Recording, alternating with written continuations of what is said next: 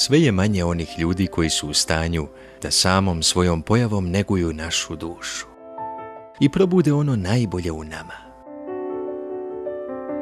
Takvih je pun internet, filmovi, muzika, knjige, ali u realnosti ih je sve manje.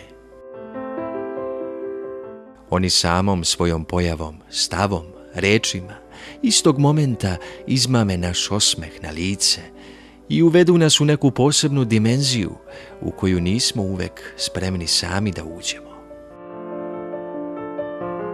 Neopterećeni su sobom, deluju spontano, vrcavo. Šta god da kažu, to je komedija, praznik, erupcija optimizma. Uživanje je gledati ih i slušati. U njima nije ubijen život, nada, vera, volja. Oni ne moraju da budu ne znam kakvog spoljašnjeg izgleda ili uglađenosti, ali moraju da imaju srce i dušu. U njihovim očima staje čitav svet. U emociji koju nose kriju se sva moguća pomirenja. Kada gledaš njihove oči, kao da gledaš daleka mora i okeane. Kada slušaš njihove reči, kao da ti najdivnija melodija miluje dušu. Oni bude takav spokoj u nama da smo u stanju satima da ih slušamo. Trčimo za njihovim društvom. Zahvalni smo svetu što postoje i što nose sa sobom u sebi neku tako divnu radost i oduševljenje, da smo ponosni što ih uopšte poznajemo. Nažalost, sve je manje takvih ljudi. Epoha u kojoj živimo stvara proračunate, bahate, isprazne ljude, bez emocija, bez otvaranja. I kada se neko otvori, to je više kuknjava za propuštenim ili isfolirano prenemaganje nego pesma duše.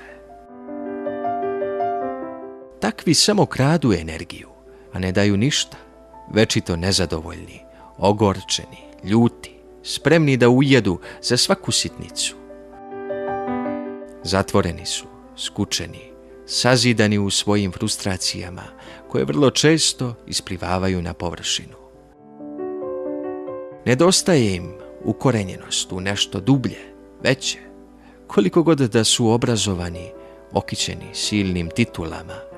Oni nemaju duhovnu širinu koja im daje mogućnost da zaplivaju u život, neopterećeni sobom i onim što ih okružuje. Njih sve nervira, sve mu prigovaraju i kada uživaju, uživaju lažno, više zbog utiska opuštenosti koji žele da ostave na druge, nego zato što im nešto stvarno prija. Sreo sam svega nekoliko ljudi čije mi prisustvo miluje dušu.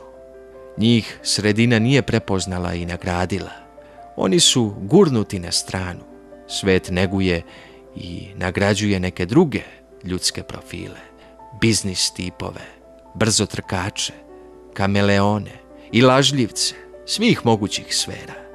Dok ove i ovakve ismeva, proglašava ih zanesenjacima, ludama, budalama.